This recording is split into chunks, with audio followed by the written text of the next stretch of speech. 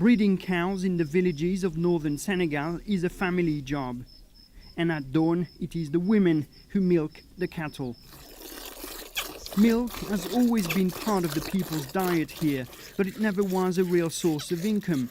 How could it bring money home with no fridge to keep it in? But Choyel So doesn't have to worry about that anymore. It's now taken care of for her.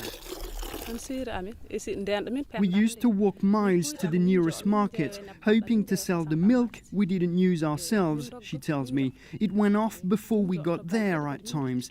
Now it's being collected here at home. This is what changed these herders' lives.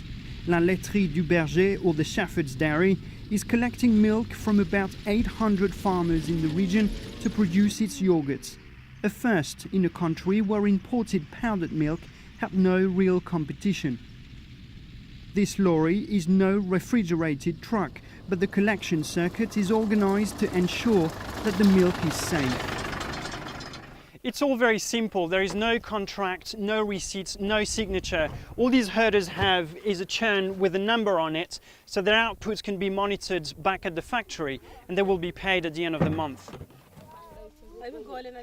At 43 cents a litre, herders supplying milk to the Shepherd's Dairy can make up to $300 a month, more than 3 times the minimum wage. The competition is fierce and powdered milk remains king.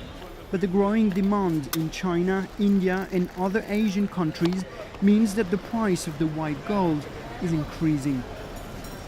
This is good news for us because in the same time we are improving our milk collection system. So at the factory the price of milk is getting more and more competitive. Within 3 years it will be a competitive advantage to have local milk versus powdered milk. The Shepherd's Dairy has grown tenfold since it opened 8 years ago, and it's earned the attention of international groups eager to invest in social businesses. The French food giant Danone and the bank Crédit Agricole have both invested in the project. But Senegal is lagging behind. With 5.5 million cattle, about a third of the population lives off livestock. And yet, most of the local milk production goes to waste.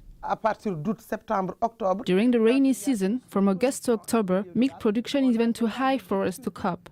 We lack the equipment to keep the milk, and we don't have the technology to produce cheese and other dairy products. The government says it wants more industrial companies to buy from local dairy farmers. But for now, investors are largely on their own, and very few herders are lucky enough to sell their milk.